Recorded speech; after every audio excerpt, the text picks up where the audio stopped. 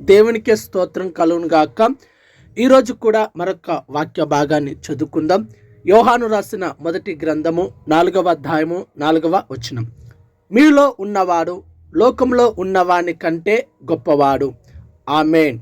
ప్రియమైన సహోదరి సహోదరుడా, మనలో ఉన్న దేవుడు గొప్పవాడు, శక్తివంతుడు, బలవంతుడు. కానీ మనమైతే లోకములో కలుగుతున్నటువంటి శోధన, శ్రమ, అనారోగ్యాలకు, కష్టాలకు, బాధలకు, ఆర్థికపరమైన ఇబ్బందులను చూసి భయపడుతూ కృంగిపోతూ ఉన్నాము. అయితే దేవుడు ఈరోజు ఈ వాక్యం ద్వారా నీతో నాతో సూటిగా మాట్లాడుతున్నాడు. లోకంలో కలుగుతున్న వాటిని చూసి భయపడక, వాటి గురించి ఆలోచించక ధైర్యం కలిగి జీవించు.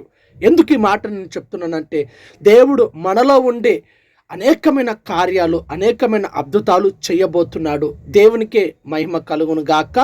ఆమేన్, ఆమేన్.